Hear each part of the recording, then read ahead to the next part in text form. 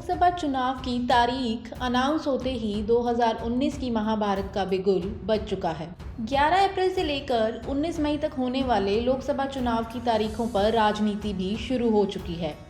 आपको बता दें कि कुल 543 में से 169 लोकसभा सीटों पर मुसलमानों के सबसे पवित्र महीने रमज़ान के दौरान वोटिंग होगी और खासकर यूपी, बिहार, पश्चिम बंगाल और दिल्ली की अधिकतर सीटों पर आखिरी 3 चरण में ही मतदान होना है। ऐसे में विपक्षी दल तो रमज़ान के दौरान वोटिंग पर साफ साफ केंद्र सरकार पर आरोप लगा रहे हैं कि मोदी सरकार के कहने पर ही जानबूझकर रमज़ान में चुनाव तारीख रखी गई है।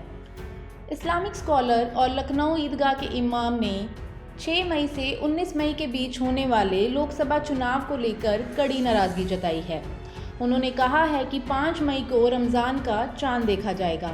अगर चांद दिख जाता है तो 6 मई से रोज़े शुरू हो जाएंगे। ऐसे में देश में 6, 12 और 19 मई को मतदान होने से देश के करोड़ों रोज़ेदारों को परेशानी होगी, क्योंकि रमज़ान के दौरान मुस्लिम समाज के लोग सुबह से शाम तक बिना कुछ खाए पिए रोज़ा रखते हैं।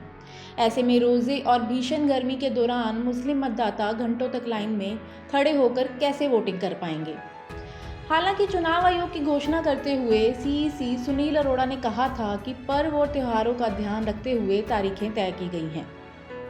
मौलाना खालिद ने यह भी कहा कि चुनाव आयोग को देश के मुसलमानों का ख्याल रखते हुए चुनाव कार्यक्रम तय करना चाहिए था और इसके साथ ही उन्होंने चुनाव आयोग से मांग की है कि वह 6, 12 व 19 मई को होने वाले मतदान की तिथि बदलने पर विचार करें। आपको बता दें कि इस मुद्दे पर सियासत गर्मा चुकी है और विपक्ष इसको बीजेपी की सोची समझी चाल बता रहा है। कोलकाता के मेयर और टीएमसी नेता फरहाद हकीम ने कहा कि बिहार, यूपी और बंगाल में 7 चरण में चुनाव होने हैं और इन तीनों राज्यों में अल्पसंख्यक आबादी काफ़ी ज़्यादा है। फरहाद हकीम ने ये भी आरोप लगाया है कि बीजेपी नहीं चाहती कि अल्पसंख्यक अपना वोट करें, क्योंकि ऐसा करने से मुस्लिम बहुल इलाकों में वोटिंग का प्रतिशत कम रहेगा और इसका सीधा सीधा फ़ायदा विरोधी पार्टी यानी बीजेपी को ही मिलेगा।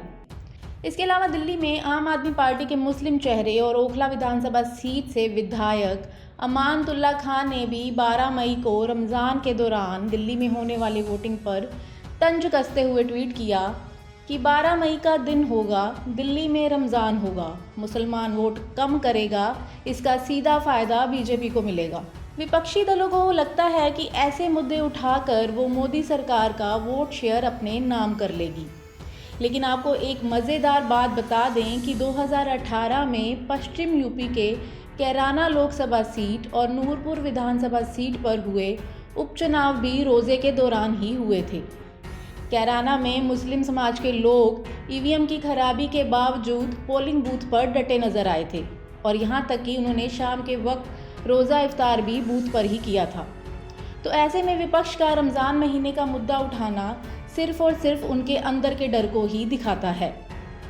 इसके अलावा आपको बता दें कि इन 4 स्टेट्स के अलावा राजस्थान, मध्य प्रदेश, झारखंड, हरियाणा, पंजाब, चंडीगढ़, हिमाचल की कुल 73 सीटों पर रमज़ान के दौरान ही वोटिंग होनी है। दोस्तों, आपको क्या लगता है कि चुनाव आयोग को रमज़ान के महीने का ध्यान रखते हुए चुनाव की तारीख पर एक बार फिर से विचार करना चाहिए? कमेंट सेक्शन में हमें ज़रूर बताएं। धन्यवाद।